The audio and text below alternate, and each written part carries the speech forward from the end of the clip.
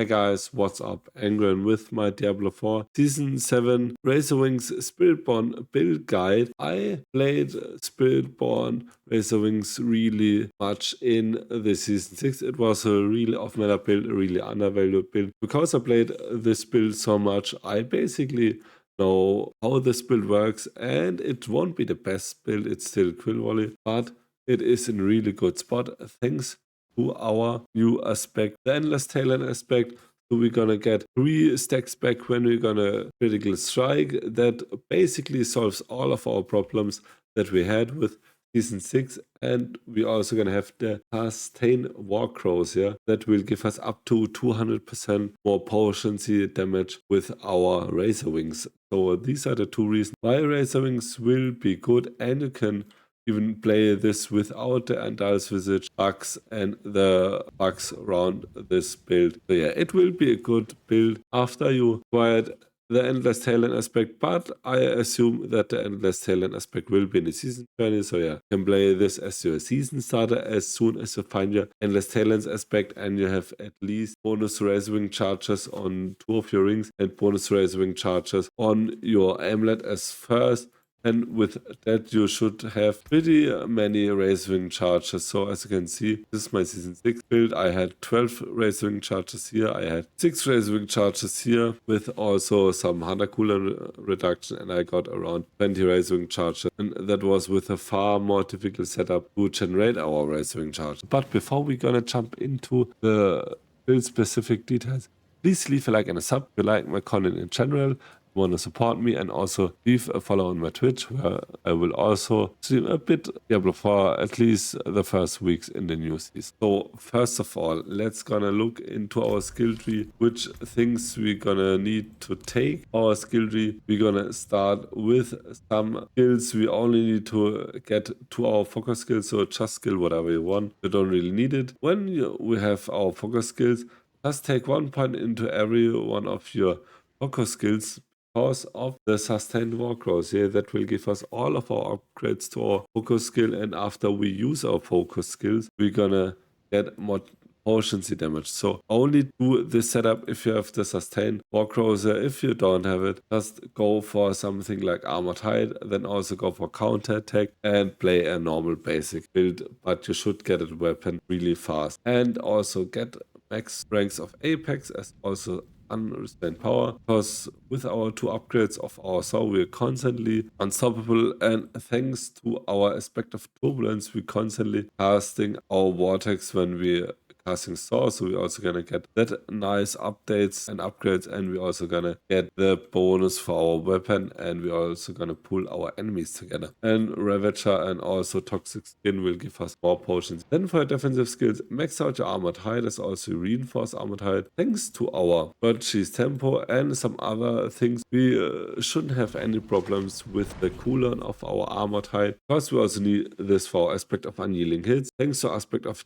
unyielding hits, we're gonna do more of our weapon damage based on our armor scaling after we cast Gorilla skills. So keep in mind that you always gonna spam your Armored Hide and it's off cooldown. Also get ranks to Endurance and also 2 ranks to Perseverance, and also get 3 ranks to Auspicious. For your potency skills, get max ranks into Razorwings, Poised Razorwings, so we're gonna have a chance to refund our charge. You can also play the Invasive Razorwing, so this is your spiritual one.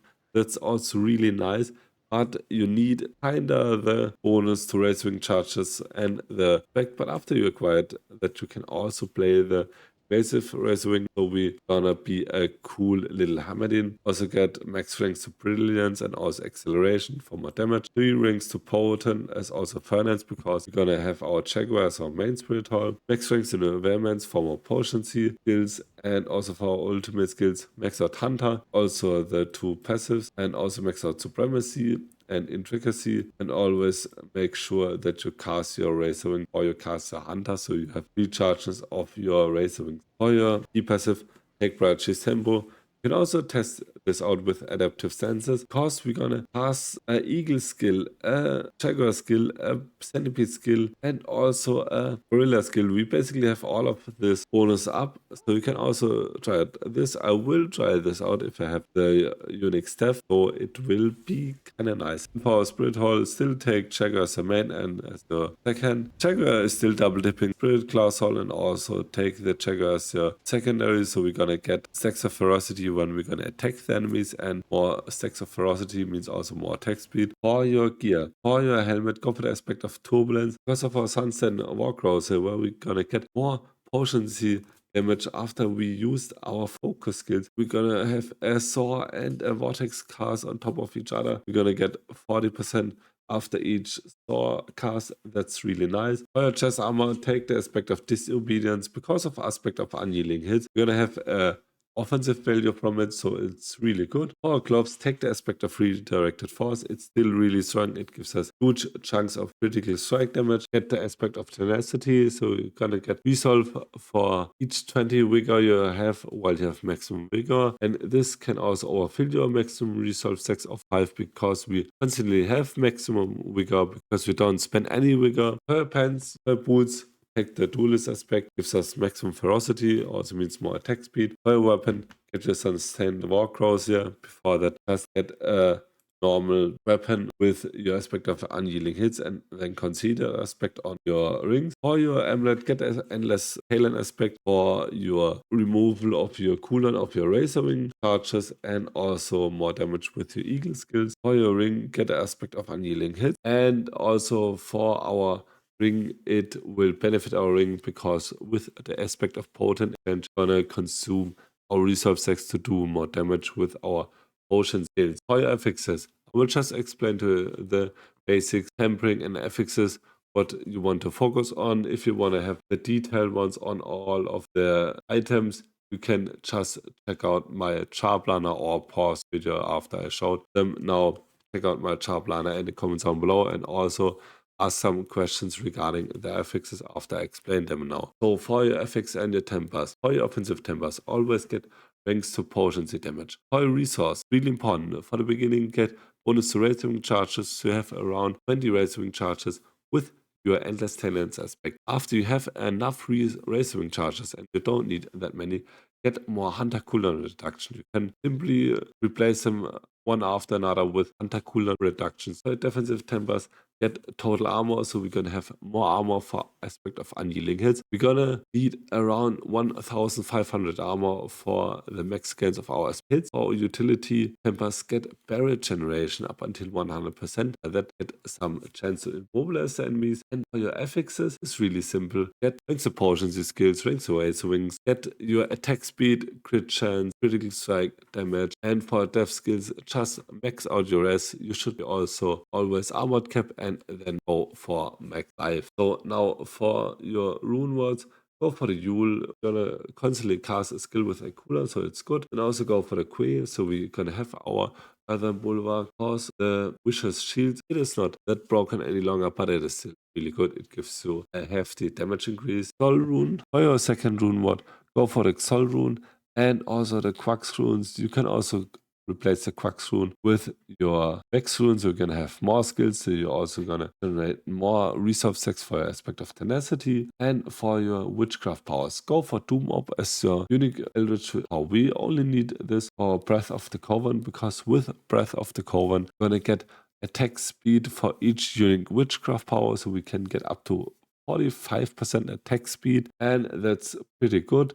And at rank 8, we're gonna get 40% like hit chance, but we're gonna need to apply all 3 of the unique witchcraft types. And for next, go for the Aura of Misfortune. So I still gonna change this up when I'm fighting against bosses, because it is not that good against bosses. But yeah, just check out my char planner when season arrives. And then for the next, go for Soul Harvest. So we're gonna get more primary stat after we cast a skill with a cooldown, and hey, we constantly cast a skill with a cooldown, so that's a permanent increase of our core stats. For your next power, go for the Hex of Whispers, and also go the Poison Flock Servant. It's just in there, so we're gonna get regrowth and decay powers. For your unique gems, get your LS sigil, so we're gonna do more potions damage against hex enemies, thanks to Hex of Whispers. For your second ring, go for Friend of the Box, we're gonna get more primary stat, more max life, and we are always unhindered, because we're gonna have 3 of our growth and decay powers, and then also get Tolling Swish, so our non-unique growth and decay powers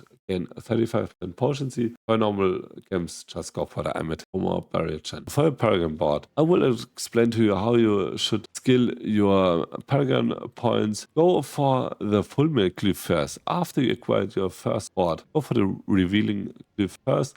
After that, head directly to your tailing glyph, get your tailing glyph, then go to your next spot, get your Wisher Shield, then get your Spirit, and then directly go to your second last spot, Convergence, get Convergence as also Hone, and then go to your last spot, get your Sapping as also your Canny, and after that start to get your bonuses of your glyphs, and after you acquired your bonus of your glyph, you can get your other nodes, and after that you can even get your nodes to go get more of your glyph bonuses up. So I hope I could show a really cool season starter. Will this be the best Spiritborn build? Definitely not, but yeah, it is still Diablo 4, and we don't need to play the best builds, and it will be a really cool build. And yeah, if you have more questions, please ask them in the comments down below. And if you like this video, please leave a like and a sub, would boost my channel tremendously. And until next video, bye.